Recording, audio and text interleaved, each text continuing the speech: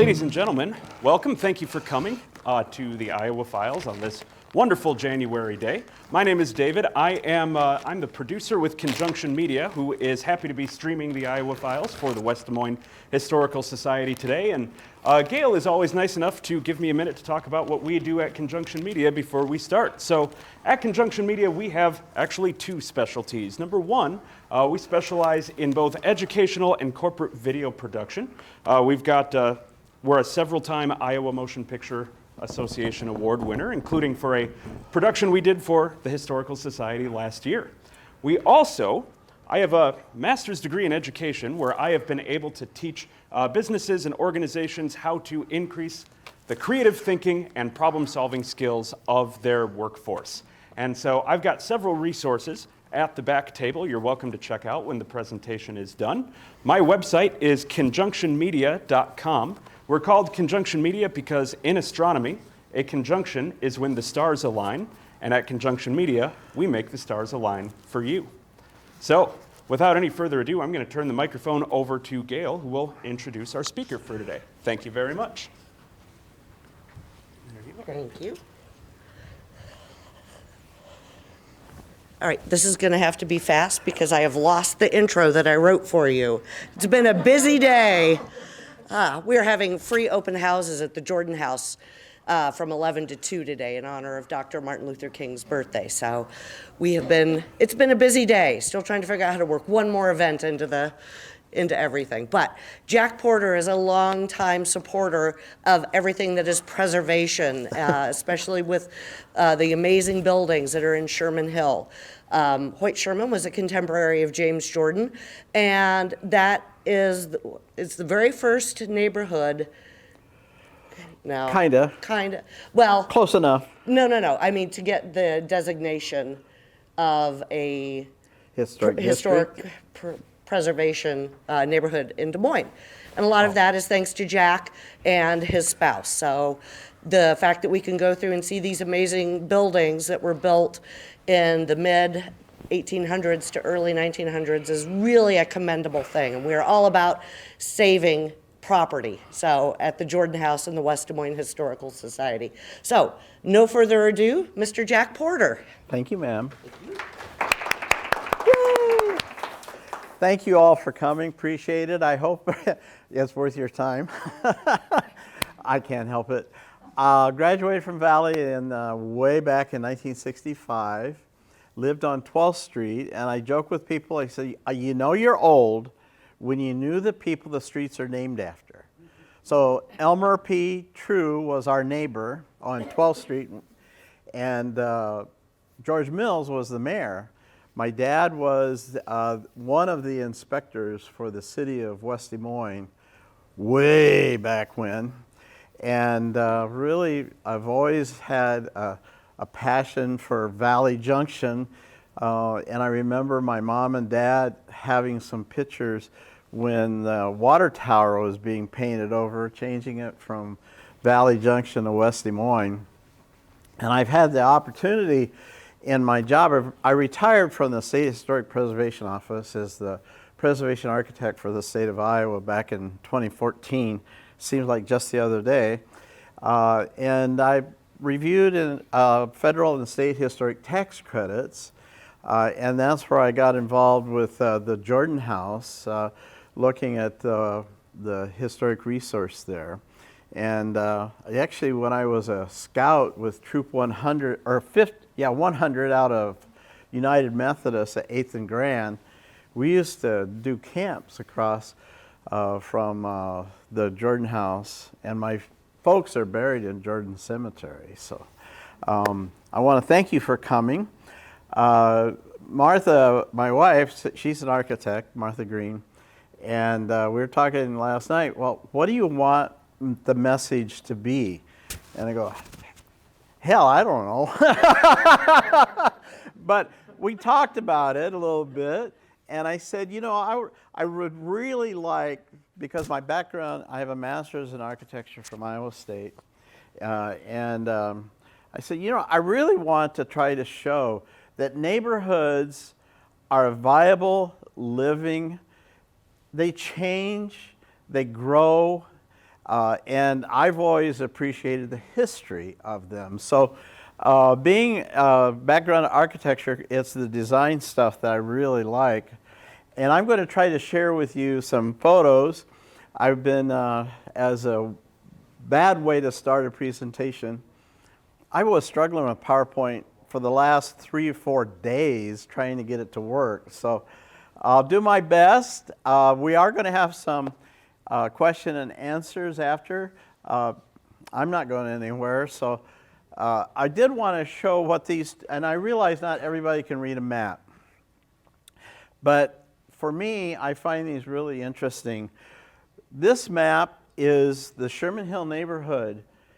It's called a Sanborn Fire Insurance map from 1901. And to give you a little, this, if you can't see back there, I couldn't see it if I was back there. Crocker, Center, Pleasant, Woodland, Ingersoll. This is the Birds Run Creek that you'll hear about sometimes. It's all buried now. This is 20th Street, and as you know, the MLK now comes up through here. Smoky Row is here. The Gateway Market is, Woodland, where Bird School used to be. Hoyt Sherman Place is right here. And so then Methodist Hospital is over here. If you've ever been in the history of Des Moines and you've heard about West High School, it's right here. And actually West High School, one of the buildings was still there when Martha and I moved into Sherman Hill back in 1977. So this then is 1920. Kind of the same scale. Again, Harding Road, which it used to be called, has not even been built yet. But this is now West High here.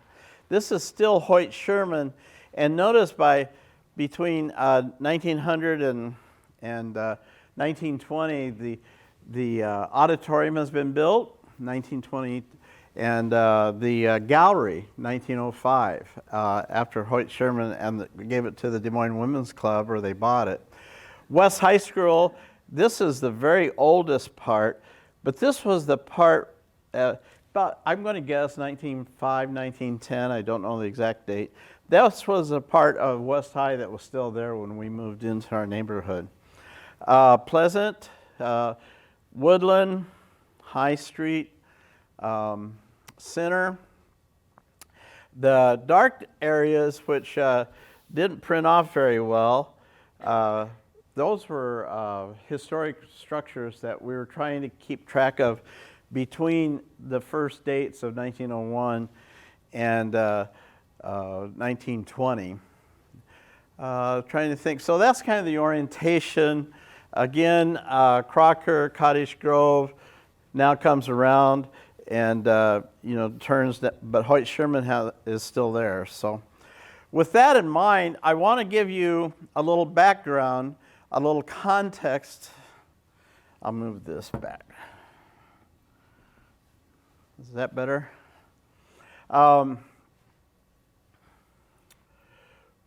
Okay, works.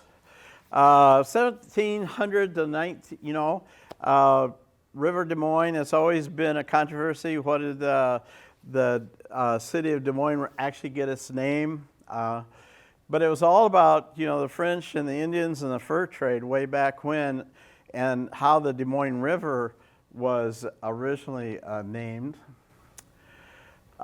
You may know, of course, that Des Moines was incorporated as a city in 1843. Sorry about that. Iowa became a state in 1846 and is celebrating its 175th anniversary. And Des Moines then became the capital in 1857. Keep kind of those dates in mind. And I don't know if you've seen this or not, but this is the population of, okay, good. Sorry about that, kids.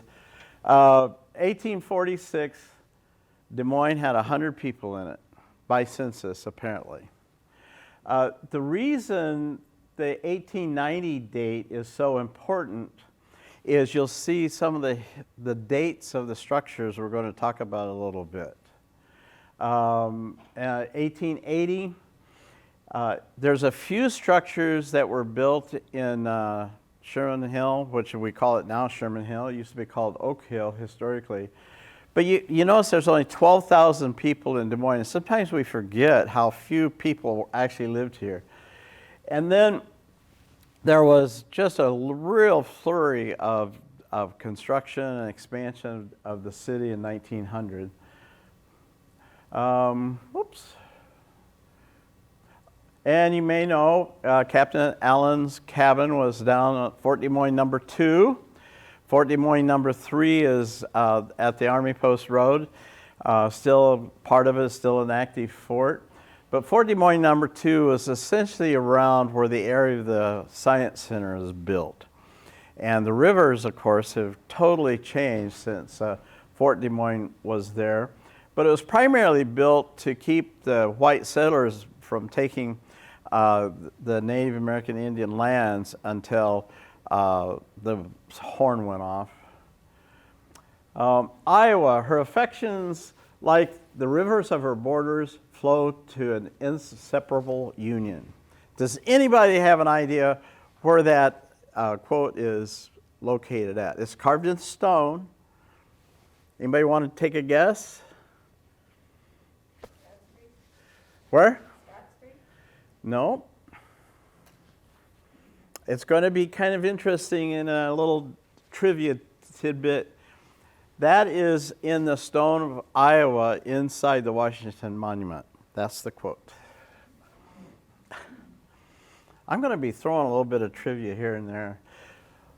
As soon as I relax. Jordan House. You know about Jordan House, of course, and all its history. And for some reason, the automation isn't quite working right, so sorry about that. But this is the state capitol, a construction in 1853. So this is up where the old capitol used to be, but it's up on the hill on the east side. There's just very little documentation about what that area looked like before the capitol, the original capitol, was built. Oh, so it's out of sequence, fine. That was the original capitol, 1854, and it kept going until 1884 when the new capitol was built. As mentioned, Terrace Hill, when Sherman Hill and the northwest side of Des Moines was being built, of course, this was the icon structure for the city. B.F. Allen built it. The architect with B.F. Allen was W.W. Boyington. W.W. Boyington was also the architect for most of downtown Chicago. Not all the buildings, but one of the buildings that's left after the fire was the great big water tower. That was a W.W. Boyington out of Chicago. Just in 1870, and the reason I bring this up is because that's kind of when Sherman Hill started really getting going. And I have no idea why it is doing what it's doing. 1501 Woodland, Hoyt Sherman's home. And this shows with the new auditorium built in 1904. But Hoyt Sherman, this is kind of a family picture. I understand where the mansion is, or on the grounds of the mansion, they lived in a house like this. So this is the Sherman family photo. And Hoyt Sherman Place, which by Hoyt, oh well, okay, fine. If you know the history of Hoyt Sherman, the brother of Tecumseh Sherman, all that stuff. Okay, You know, I think I should have had a couple of beers before I came, but we'll get through it. The other thing you may or may not know that in 1890, all of these cities existed and they were combined into the city of Des Moines by legislative action. Sevastopol, North Des Moines, and sometimes you'll see some of the older histories that talk about these different cities. We forget about them.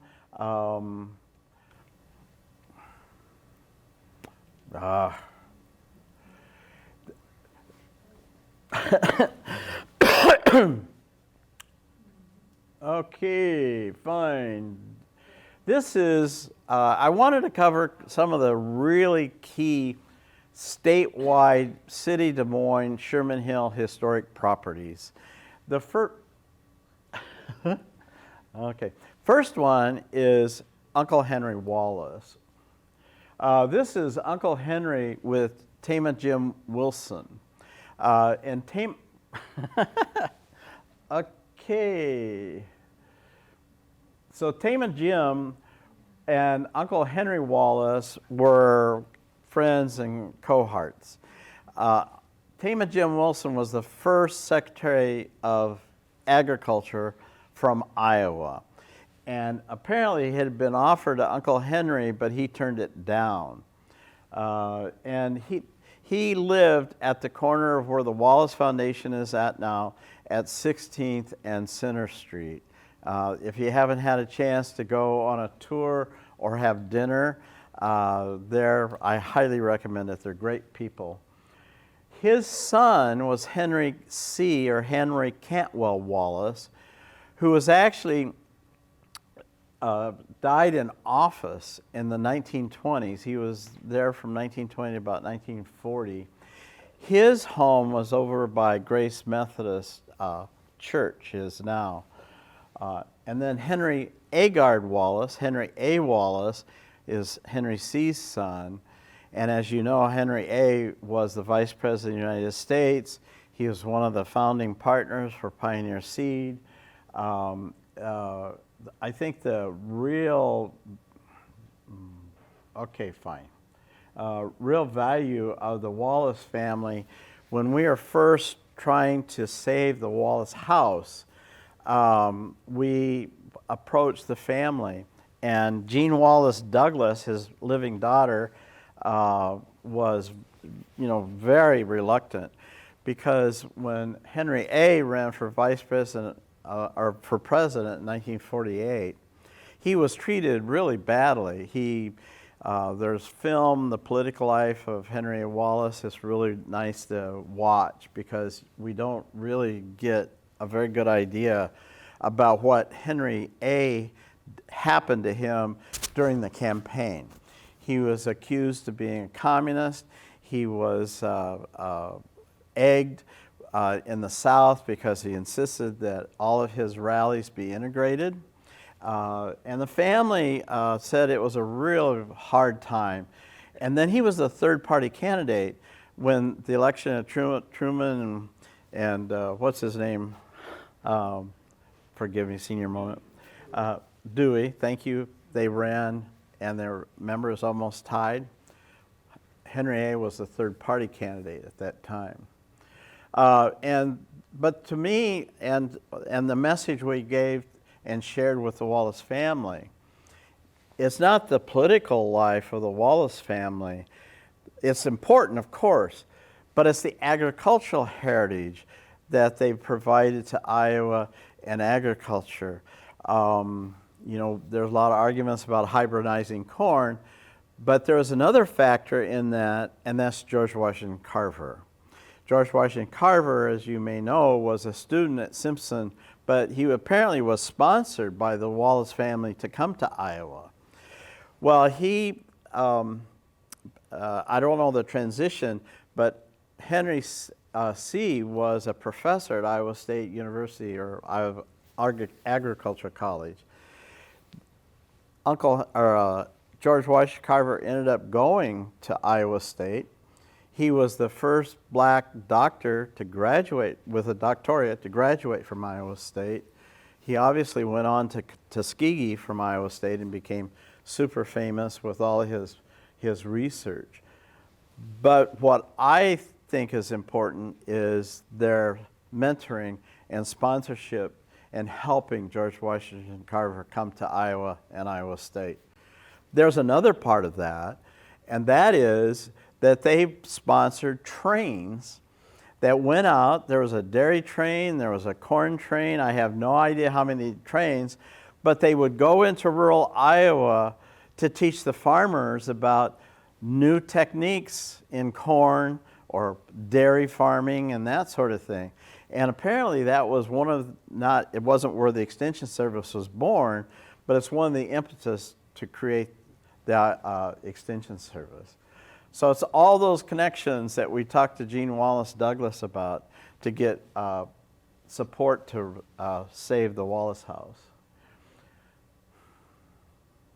This is a house, 840 18th Street. I don't know why it's doing the automatic. Sorry about that, guys. That's still there. We think it's probably one of the oldest houses in Sherman Hill. We've documented so far 2 houses for sure that were built in the 1870s besides Hoyt Sherman Place. And this is one of them. It's we live on 18th Street. Now, starting getting into what happened in Sherman Hill. So 1870s, you know, Hoyt Sherman Place was built. There wasn't a lot more that we thought, which wasn't real and wasn't actual. But there was farmhouses here and there. And you'll see them in different neighborhoods where one house that looked very old, usually they sit way back from the street, and there are farms, and that's where they lived. So we think maybe that brick house was actually the owner of some farms, but that period of time is really hard for me to dig and get the actual, who were they, and how long were they there, and what were they doing, that sort of thing. I see a misspelled Leonard. This is the Sherman House. It's right next to Hoyt Sherman Place on Woodland Avenue. The reason it is important to, historically is in the 1880s, there were several merchants, wealthy. A lot of Jewish people moved to Sherman Hill. They had merchants, lawyers, doctors, that sort of thing. And they built these grand mansions that, and we'll talk about that in a little bit, about what happened to them. That is still there. I just didn't put in a recent picture. It's been all rehabbed. This is some of the detail. I love details, but the automation isn't working. I don't know why, but that, I really love color and design, and this is one of the stained glass windows. Now, when you start looking at the details of that structure, okay, fine. I think I need to go slower. I don't know why it's skipping. But this is a house also on 18th Street, 1880. But you'll notice as I go through some of these various houses, they're not all big mansions. We originally always thought that the big mansions, if you look at most historic areas, the big houses are on the corner, and they've, you know, just the way it is. So we always thought they were first, and all the little houses that you'll see, but cottages and that sort of thing built in between them, we thought that was for the workers or, you know, side yard or whatever. We're beginning to believe is the other way around, that the smaller houses, cottages were there first, and then the bigger houses were torn down, or built, and the little houses were torn down. So we don't have a record of the whole neighborhood before 1901, but the Sherman house is right there. Woodland and Pleasant, Grand Avenue were the mansions. That's where they were all, Sherman Hill is actually on the western edge of the mansions. Most of them went on to the east. And when the freeway was built, saw some remnants of some of the big, beautiful mansions that were absolutely destroyed in the 60s when the freeway was built. But by then, they were starting to fall apart, and it turned into tenements. So we'll talk about that in just a minute. This is an important, okay, fine.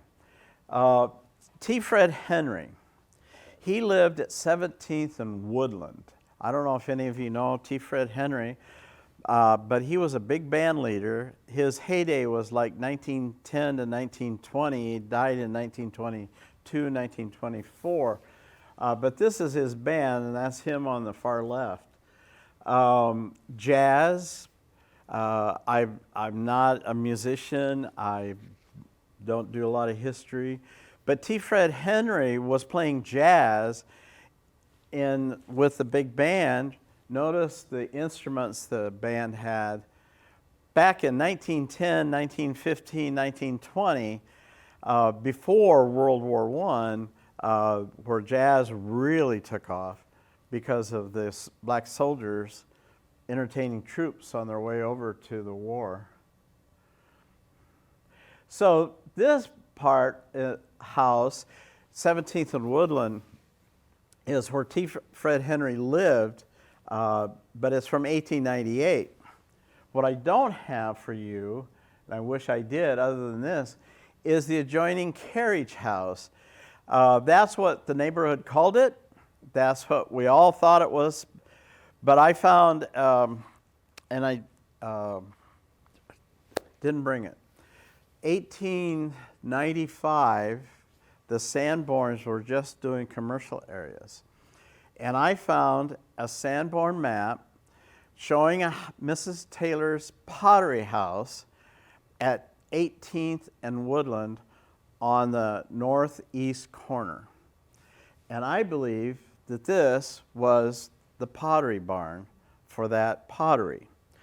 There is no known examples left of her woodwork, but I found a large article announcing her show in one of the real high-end department stores that was downtown Des Moines.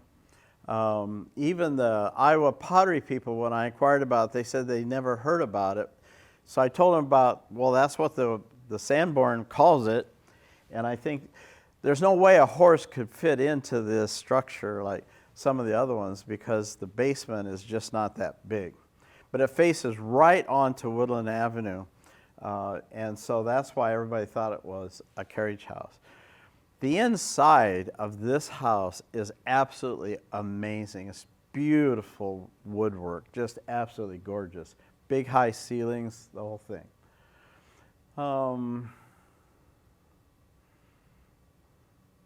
Now, this, the Haywood House, starting 1880s, kind of keep track now. This was the start of the big mansions in Sherman Hill, early 1880s to late 1880s. Oh, that's good. Love it. Okay, fine. Bear with me, guys. This is the Emmaus House. It was E.S. Chandler's home, 1521 Center, sorry. This is the front door. And what's interesting about the character, if you ever get a chance, look at the detailing of these doors. You'll see a lot of them in Sherman Hill this way, but this is probably the most intricate carved. There's a face in that door. Too bad the wasn't able to get a better rendition of that. Also, but you notice how big they are. This is just right to the west of the Emmaus house, the Israel house. It is undergoing a full rehab. You'll see it plywood all over the windows and stuff. But what's interesting inside, we think a fireplace, you would burn either coal, which they're shallow, or wood, they're bigger. This house, the hearth tile, which normally stops where the firebox is at, goes all the way to the back, and then the inside of the firebox is finished with tile, not brick. And the flue has a round pipe. And we go, what? What? And it looks original. As they've uncovered more and more of the woodwork, they found cherry woodwork and walnut woodwork. It's got all the ornate details. It's absolutely gorgeous inside. But we can't figure out, there's two fireplaces and the remnant of a third. And in the 1880s, it was very common that there'd be a fireplace at each of the main rooms for heat. So it's a real mystery. Now this one is probably the finest mansion in Sherman Hill. It was rehabbed years ago by Ralph and Martha Gross. Martha still lived there. Ralph has passed away. But when they found it had two things that they started working on right away. It had the original gas operating lights, and it had an operating fire alarm system. So it was really interesting. I have a tendency to go like that, but while I'm thinking about it, in 1900, there was a conversion between gas and this newfound supply called electricity. And so if you go into homes that either they have original light fixtures or they've bought light fixtures, you'll see square tube, brass, and you'll see what's called a combination fixture. So out the top, oftentimes there would be either a big globe and I'm not sure, but I'll call it a pipe. It's where the flame was lit. And then down below, you'd find electricity. Smaller globes, but electrical globes always pointed down, and gas globes always pointed up. So I'm going gas and electric in a brass fixture. What could possibly go wrong? But it was very popular, and that's why you see a lot of those fixtures today where they've been converted to all electricity. And some of them still have the gas cock where they could turn on and off the gas. Fascinating. That's actually a gold trim, the real thin gold stuff, leaf. They've done a wonderful job with this property. Inside, it's absolutely amazing. So here's another one, Bridal Row. And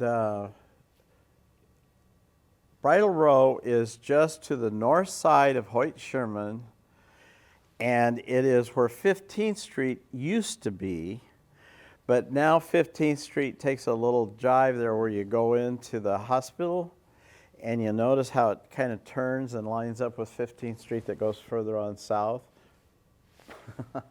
Okay, fine. Is this the 13th? I just got to check the date.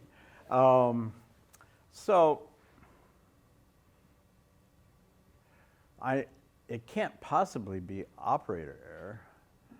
All of these, there was 4 houses, all the same, except they flipped the floor plan.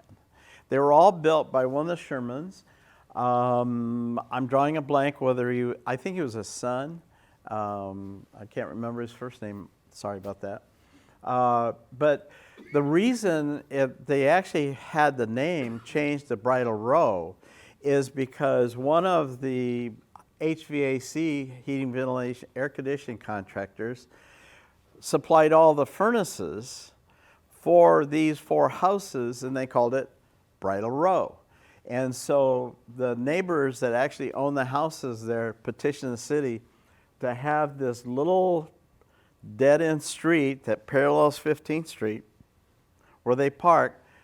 They're all now Bridal Row. So it used to be 15th Street. This is just one on the corner to give you some idea about the amount of work. And if you notice, aluminum siding and vinyl siding, I honestly wish it never been invented. However, it's just a whole series of sidings, artificial sidings, whether it was tar siding, metal siding, aluminum siding, vinyl siding. They all destroyed most of the character beneath it if they were projection. But the other thing it normally did was save some of the details. And if you look real close, you can see above the main window that there was a nice little detail, which was quite common. So if you go by this house today, you'll see how they've taken that outline and recreated it.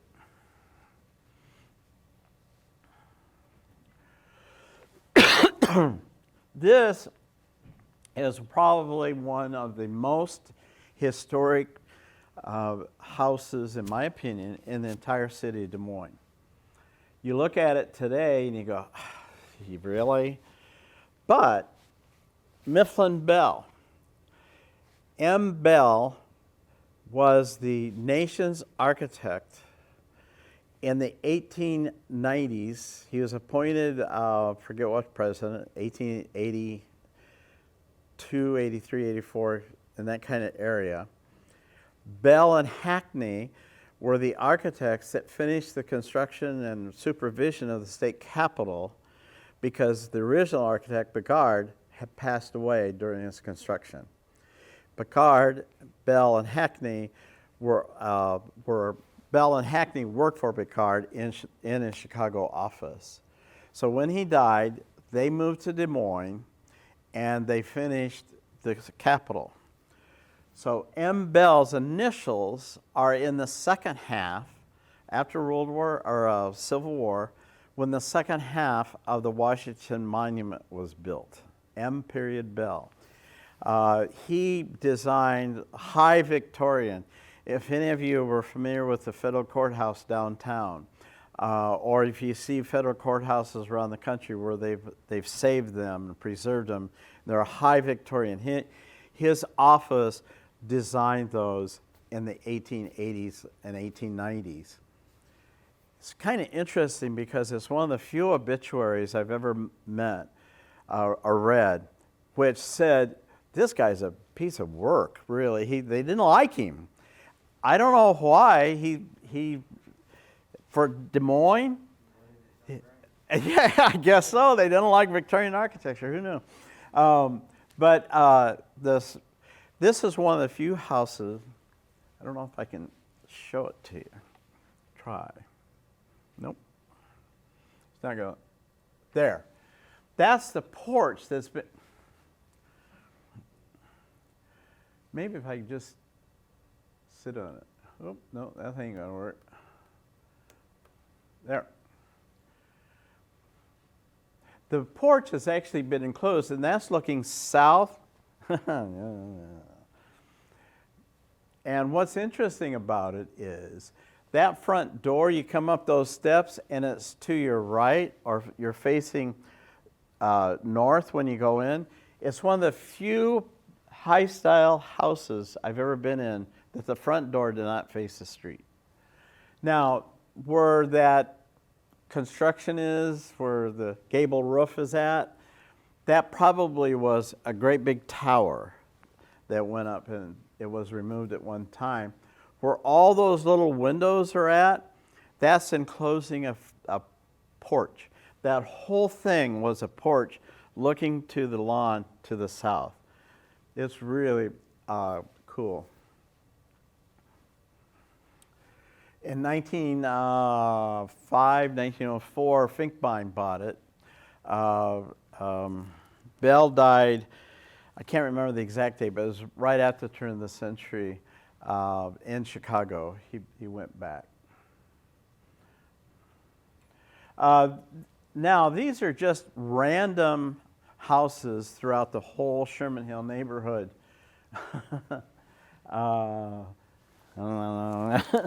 This one is really neat. This is on Woodland Avenue, kind of real close to the Aposto restaurant, Tony Limo's place on Woodland. I took this picture after the siding had come off, and it doesn't really do a very good job, but it's awfully close to being a shingle-style house from the standpoint of the eaves, and that pitch is like the same kind of pitch that Terrace Hill has for their roof. Don't know anything historically about it yet, but it's just a beautiful shingle work. You can kind of see it in the picture by where the porch and stuff was at. Yeah, it's not letting me show you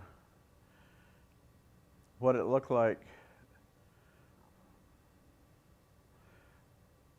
This is just the painted, and I apologize for the poor quality of my photography, but it has been pretty well rehabbed and painted and repaired. There's a couple of houses on 19th Street in the 800 block just south of Smoky Row that are all from the 1880s.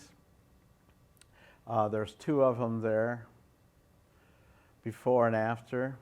Oh, it's working this time. This house is down on across from Gateway at 20th and Woodland. Little cottage. It's just the painting details and bringing out. I was telling my wife, I said, you know, architects just drive me nuts. Why would you ever paint a house dark gray? And you'll notice if you drive around Sherman Hill, you'll see a couple that are now all white.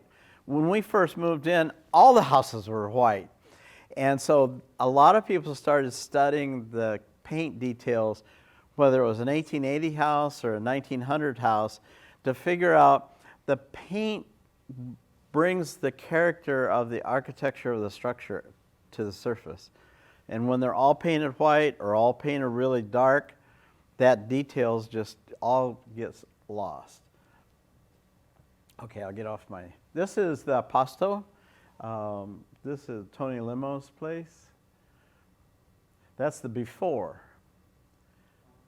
But notice the window detail, even though that the picture a little warped. But now you see up on top there to the right, that's a sleeping porch.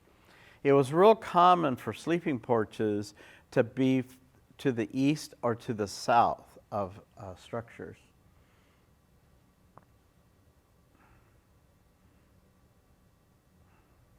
This, whoops, 905 18th Street and 911 18th Street are two brick structures, and usually bricks homes represent a very early period of time. So this is just a guess, 1880.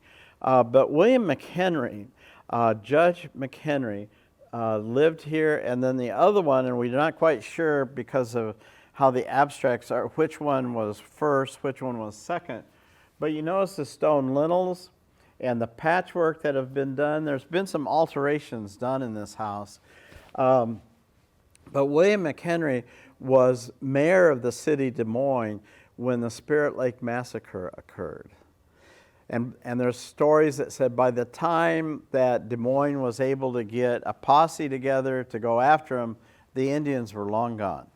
And can you imagine riding a horse from here to Spirit Lake, how long it might have taken him anyway. So McHenry Park, that sort of thing. And now a little side story, and I haven't researched it, but I read an article. There was a huge debate about the gold standard as shifting it to silver. And Henry Wallace, Uncle Henry Wallace, was on the side of gold, and William McHenry was on the side of silver. And apparently it got really heated during that time. I've not seen a whole lot of research about what the whole ruckus was about. This is actually the home of Governor Cummins. It used to be, oh, wait. Stop. Just stop. Okay. Governor Cummins, the home was on Pleasant Street. Do you know where Pleasant goes into the hospital? And you have 15th Street, and there's those big apartments that are right on the corner. This was just to the west of those apartments on the north side of Pleasant. It was picked up and moved to 16th Street, which is where this picture is taken after it was rehabbed.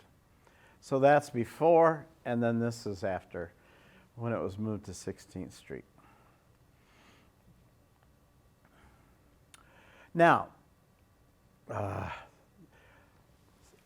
what I like to, this is where I live, Martha and I, but what I'd like to have you look at is that little construction clear back in the corner. If you notice, and that's our neighbor's house, that was a carriage house for Dr. Maple's house that was on the corner of 18th and Center, and it would be on the northeast corner. It burnt down. We can find no records of when it burnt down, but we think it was right after the turn of the century. And we've been, looking at newspapers to see, but I might as well do it now. Roger Williams grew up in this house. He was born in Nebraska, but he moved. His family moved to Des Moines when he was like 2 years old. And his real Louis Wirtz is his real name, and his father was this pastor for St. John's Lutheran. And so he lived here until around 1920, and he was then back to see us. We had just bought our house. We bought our house in 1977. We immediately, both of us, we did history research, found out about his connection, and then there was a couple of distant family cousins that still lived in Des Moines. So my wife had actually knew who they were, and so we contacted them. They put us in touch with Roger Williams, and he was coming to Des Moines because his mother still lived here. And he said, I have a concert, and I'll come to Des Moines, and I can only give you 5 minutes, 15 minutes max. So we're young, we're standing on the front porch waiting for him, Here is a world musician, celebrity coming to visit our house. We're so excited. Do you think I bothered to record it? No.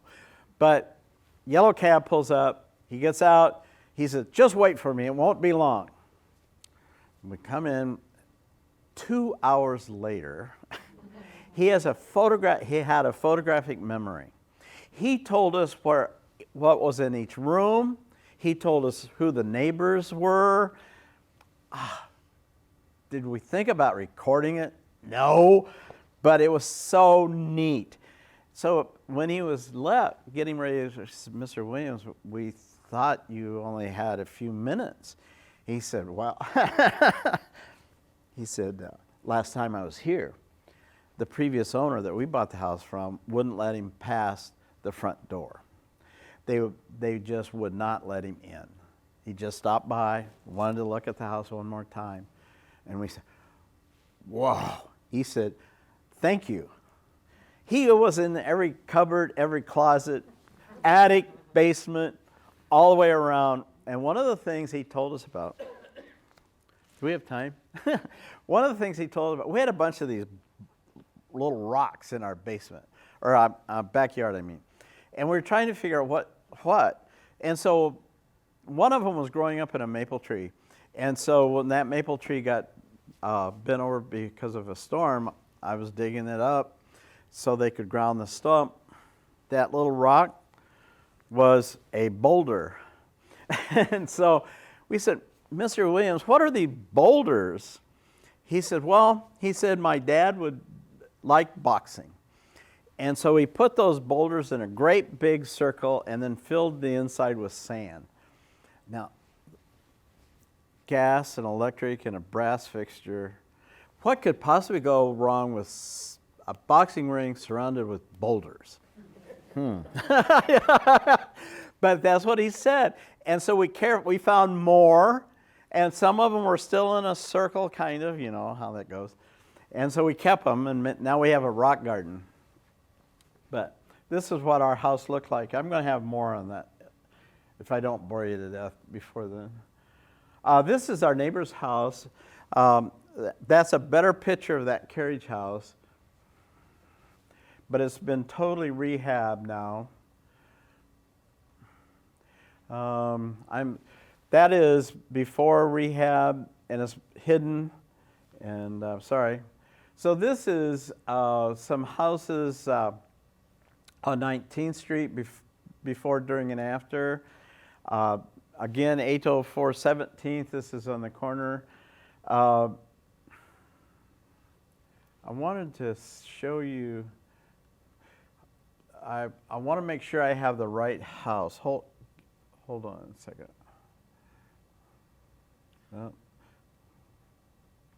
Oh well.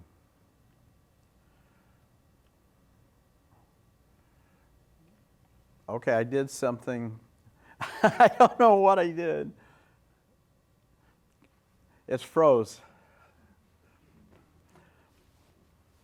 Couldn't possibly be operator error. So I did something. That's all right. We won't charge you for it.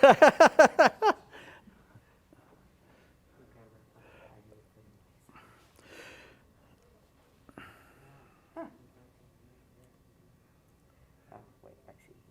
Clicked.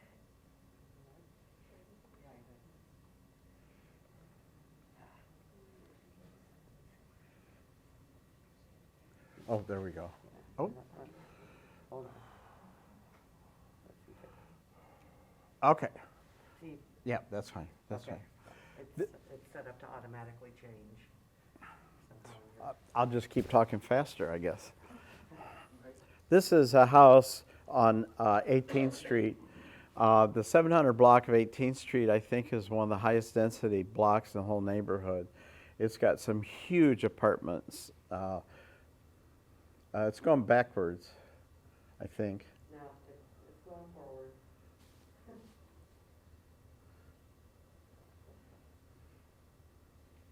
But when you get a chance, and I hope you do have an opportunity to drive around the neighborhood, you'll see a lot of big mansions, but notice some of the little ones. They have incredible detail. The other thing, there's been over 20 structures moved into Sherman Hill, and that's one of them. That's the Home Reborn that used to be at the Vets Auditorium for the big savings, American Federal Savings and Loan. That was actually a two-story house, but it was moved from Vets Auditorium in 1979 at the corner of 18th and Center. Okay? Can I just ask you to do next? Yeah. Woo! Woohoo!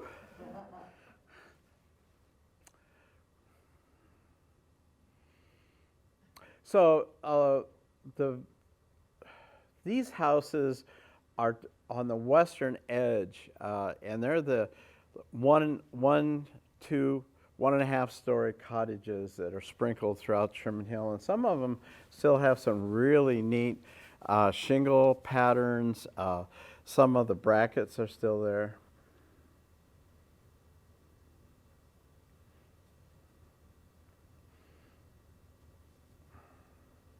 Not quite so fast.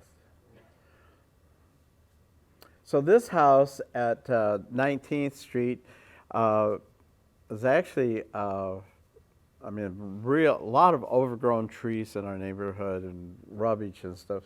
Okay, next. Rehabbed. She was actually the spouse of Slipknot. Those are some of the few row houses left in the city of Des Moines. And if you look at some of these maps down further south, and these are all those kinds of houses, but there's literally hundreds down along Ingersoll, there's also a unique double house, and that's two houses side by side. This is one of the examples. It's on 19th Street, and there's a wall between, so they're just side-by-side houses. We'd call them duplexes today, but historically they're called double houses. Okay. Oh yeah. Oh, see, that was such a cool thing. I worked for hours to get that to. Boop, boop, boop, boop. The other. Now I don't have any idea what's going on there. This was a house. Oh, there you go. This is a house on 20th Street and Center. It's on the southeast corner, but the Coronado burnt down. We were in the neighborhood at the time, and that house was moved in 1992 and 93. And usually most of the house moves we've had are 2 or 3 houses trained because of the utility work and the police and all that stuff. Okay? A lot of them came from Drake neighborhood. Just some typical smaller houses, okay? Wellsport Portwell at the corner of Woodland and 19th Street. One's Portwell, Wellsport. Those columns are reconstructed columns. And we lived here when the original columns were cut down with a hacksaw or chainsaw or something and removed. But Hatch Properties, Jack Hatch, they rehabbed those and put them back up because they found some of the drawings, okay? Liner, or Leaner, whichever way you like the Liner Leaner, is a small street just to the south of Smoky Row, and it's starting to be rehabbed. There's been some new construction down there. It kind of loops off of 19th Street back down towards Center. Okay. This is back on 20th Street. Can't do it, huh? This is a high Victorian house. There's actually pictures of the arches were very Gothic. It was absolutely gorgeous. This house was moved in 1989 from 14th Street Place and by a friend of ours.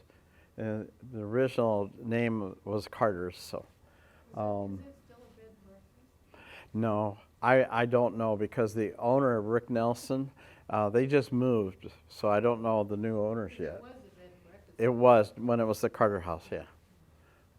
Okay. More examples of some of the small cottages, and if you look at this, they're all around mid to late 1890 to 1900, just scattered all over. Okay. She told me I have to speed it up.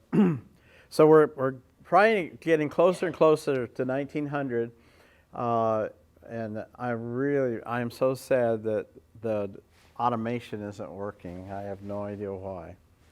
Okay. This house is non-existent, but it's kind of almost across the street from us. Oh, back. But what's important is this house is still there. and it's all been messed up. But some neighbors were in the attic, and the framing for that turret is all still there. So they just framed around it and squared it off and made it into a junky house. I wish I had that car. Yeah, well, it did. Lafayette Young lived here. Lafayette Young, there was senior and junior, were very important early leaders at 1880, publishers and also senators. Okay? Okay? So this is north of Crocker, and if you can imagine that area on 18th Street, if you notice that there's, schools, if you notice over here, a school still exists. It's where Wilkie House is at now. But also, used to be a water tower, and there's these small little houses. There's like 3 of them where the water tower was built. They're probably moved in. Okay. So we're getting into the 1890s, and so Des Moines is growing north and northwest at this time for our neighborhood anyway. All obviously before the freeway was built, because Good Park was part of a park system for Sherman Hill at one time. Okay.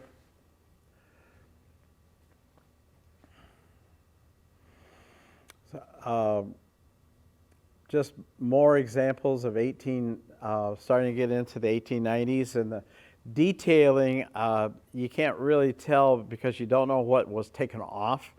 And so some things like this front porch is a reconstruction, not knowing exactly what, okay. This is a barn type of architecture. I'm trying to remember the exact, Claudia, you remember? Thank you. But a shingle style. And there's only a couple of houses in Sherman Hill where the siding is shingles. And it's usually always the upper story.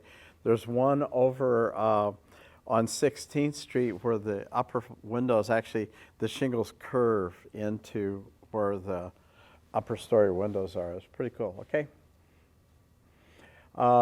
This house, we call it Doc's house, has a beautiful garden.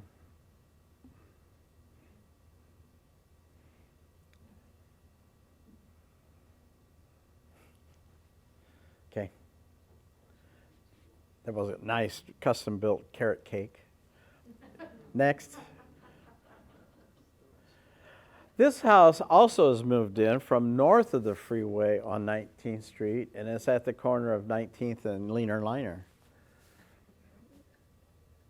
The Mayrock, around 1900, you'll start seeing some of these apartments, and there's more and more. What essentially happened between 1880 and the middle, before World War I, there was started to be these infill apartments, okay? And there's all kinds of various styles. Also, there's commercial development. This is right at the corner of 17th and Woodland. The Woodland Sundries was still there, and it was, if you wanted to hear any gossip about any neighbor, you just went and had breakfast. Worked every time. This building is still there. It was also a grocery store at one time, which a lot of these smaller brick structures were neighborhood grocery stores. Okay. This actually is a double house, although you couldn't tell it, but it had a major fire in it on 20th Street. Okay. Vines to Wines, I put this in there just to give them a plug. You can make appointments and make your own wine. Okay. There was 2 houses moved into 20th Street, which started to help turn 20th Street around. 20th Street from Woodland to Center was essentially ignored, and one time it was planned to be wiped out for construction of this new big street that was going to go up 20th Street. It is where Harding Road is today, MLK Parkway. Okay. This is probably one of the more fantastic structures. If we freeze the... Would anybody like to guess how many apartments are in this? 20. One guess. Any more? 10. 5. Ah, that's beautiful. Exit the power presentation. So it doesn't go automated, maybe. Well, we've got to wrap it up because we're only supposed Oh no, we're just getting on a roll. Sorry. All right, keep hitting them. We'll just keep moving. Is that apartment building still here? Everything I'm showing you is still there, except for that one that I say is not. They're all there. It's just south of the Mickle Center, going down the hill on the east side. Yeah, because I've lived at 17th and 5. Well, you never looked north. This is an example of a double house. They're all there. And also then you can see these huge Algonquin and Allegre. They're like this at 15th and Pleasant. I threw this one in there because it's a church that Grace Methodist, this is now the cathedral, but I didn't get a new picture and they rebuilt. This is some of the interior. It's called the Dayton plan for Methodist, and they would open up by screens. These happen to go up for Easter and Thanksgiving and Christmas services. Okay. It's now called the Cathedral with a K. Okay. I'm working on it.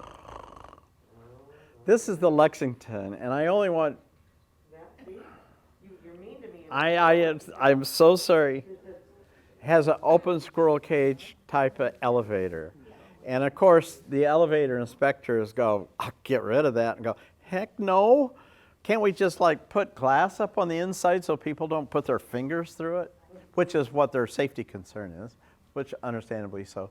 Okay, so here's the highlight. The Leonard and Bertha Strauss house, that's where Martha and I live. We found several pictures over the years. Okay, this is what it looked like. This is, we've done different things, paint it, re-roofed it 3 times. But the Strauss family was Moses, Leonard, and Bert.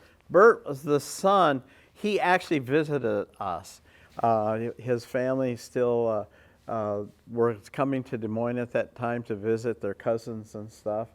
And we had bought our house, and we had this stair fixture, and he walked in and said, "Hey, that's pretty darn close. Did you find it here?" We said, "No, we bought it at Hoyt Sherman Place at an antique store or a sale." So, okay.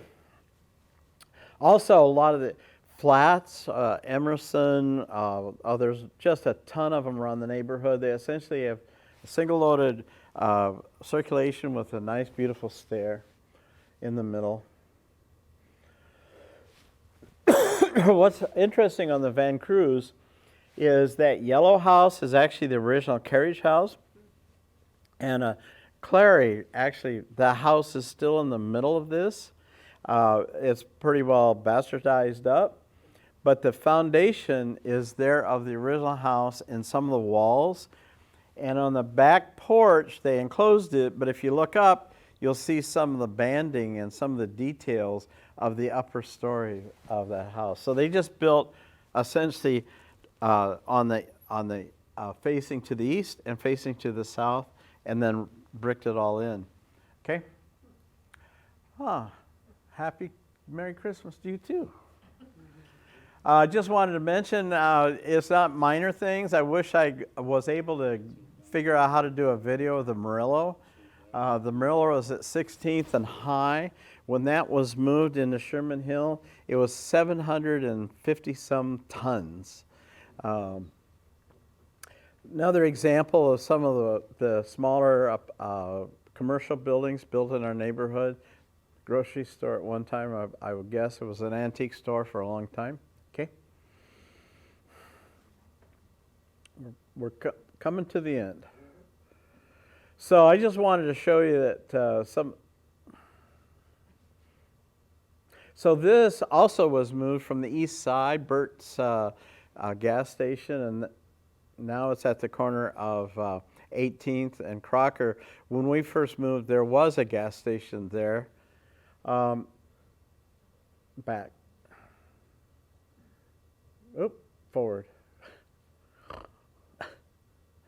I can't help but not have Chet Gwynn be part. He's kind of adopted son with the fire station up on 8th and Day.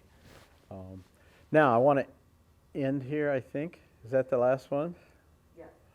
Okay, so the Jewish Home for the Aged is at 16th and 17th on Pleasant Street. It's now called the Robert W. Mickle Center, Neighborhood Resource Center. It's an incubator. I'm the president of the board that owns it, nonprofit. But we try to keep the Jewish emblems intact.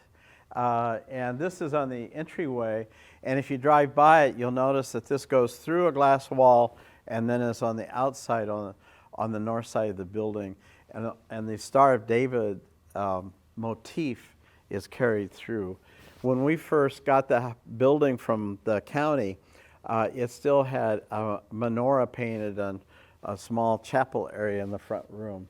But we rented out for nonprofits, and we've turned all the patient suites into offices. And they're a little less than 200 square feet each. But this is the 1960s, so the historic district, period of significance is what it's called, goes from Hoyt Sherman when he built his house to the 1960s when the Mickle Center was built. So, do we have time for questions and answers? Yeah. Oh no, we're out of time. I am so sorry. Please ask some questions if you want. She's buying.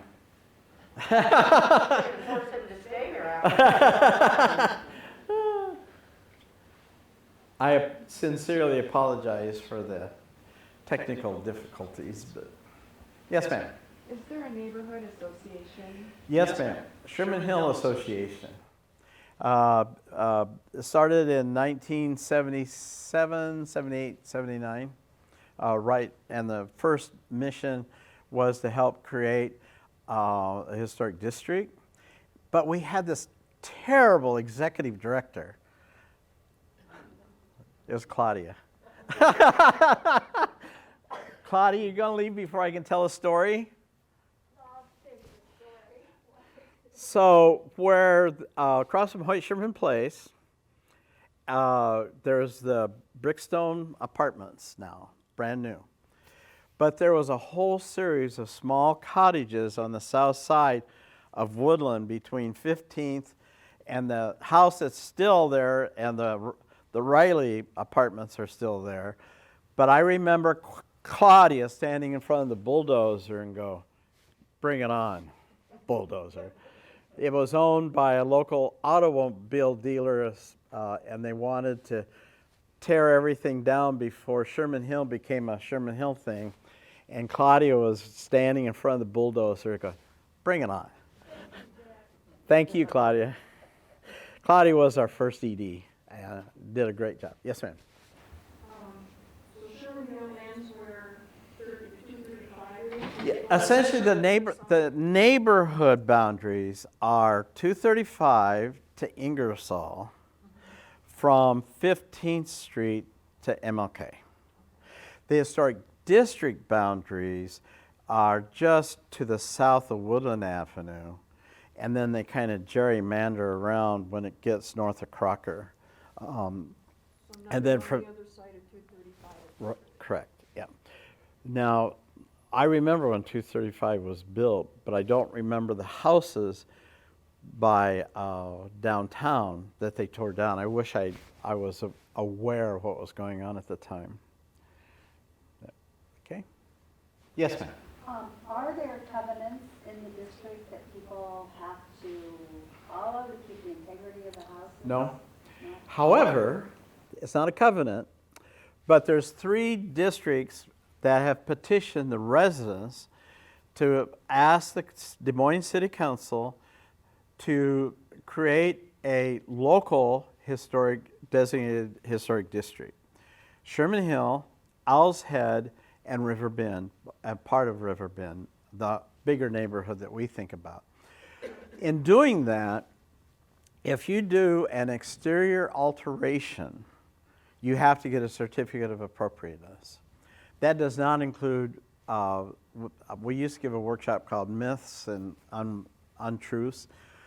It doesn't include painting. Some of the historic districts, primarily in the East Coast, not that I have personal knowledge, but they want to control the paint color, what trees you plant. The Des Moines is not that way. We helped write that ordinance to establish the district. It is a design process of discussion. Doesn't mean something can't be torn down. It doesn't mean that something can't be added. But it does mean there's a citizens panel, the Historic District Commission, appointed by the council, where you have to apply, all for $10, to get a certificate of appropriateness, and you have to have that if there is a building permit required. So. Yes, ma'am. We used to have walking tours. Yes, ma'am. Of Sherman Hill. Was that something, sort of sponsored by the Sherman Hill Historic?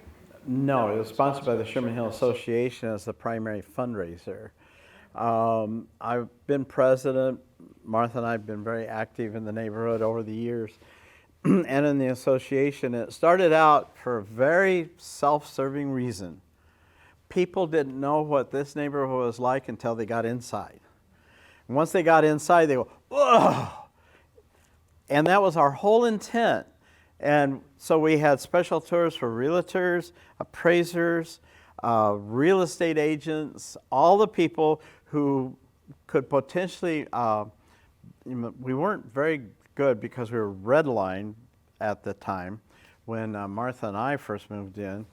But over the years, the knowledge, the interest, and it also, the thing I want to close with is there is a social network within the neighborhood. Every neighborhood has that potential to have one.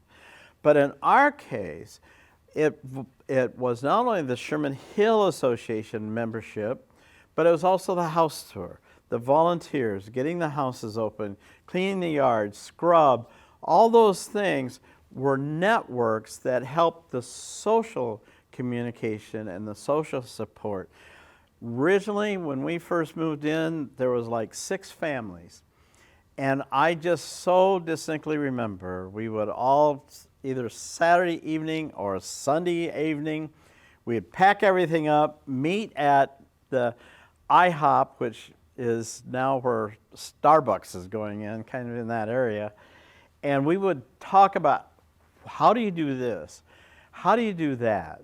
The part I wasn't able to share, it's not, I didn't mean it to look like your fault, my fault, is Sherman Hill and every inner city neighborhood faces the same issues. 1900, World War I, GIs came home. They wanted to live and raise a family. World War II, everybody wanted to have a family. In order to have housing, a lot of the big mansions and most of the apartment buildings were cut up into smaller units. Some, they did very carefully, and they kept the original trim, for instance, in the doors and windows, but framed around them. So later, when they're trying to reduce density now, they take that off and the trim's still there. It might be damaged, but it's still there. Plaster, floors, tile floors, all those sorts of things are remnants that help give you a feel and character of a historic residence or place. The Secretary of Interior Standards with the National Park Service calls it character-defining features, finishes, and spaces. So when you think about you go into a historic structure, first thing you probably notice is the paint or the trim or the floor or a fireplace or just the fact that the walls are 11 foot or 12 foot high. Those things all are what make a structure feel historic. They had, on one of the tours, they had homes in progress and some that. We always try to encourage that so people Which was interesting. people would come back over and over and over again and look at, you know, whether you made any progress. We've been in our house since 1977. I'm still rehabbing. After I retired, I had the honey-do list. I'm now working on the damn it, get it done list. Not until COVID. It's in the budget for this year, and it's usually the last 2 weekends in September. They've talked about going back to one weekend, whether it's in September or October, don't know. We used to have Holiday on the Hill on Halloween, which is a fundraiser for the food bank. The last time, I think they said there was like 5,000 people. And there's no charge. You just bring something so we can donate it to the food bank. Unfortunately, for me, the primary guy was Doug Burnett. And Doug Burnett was, I think, at least 7 foot tall. He might have been 8 foot. Everybody to me is tall. But he would dress up as Frankenstein and scare the bejesus out of people. He was a great guy. So we would do that. We would do Christmas in July on July 25th. And that we'd close down Woodland Avenue and have a party. Yes, ma'am. You mentioned redlining. Yes, ma'am. Was it because of the age of the houses or? Well, that is a kind way to put it.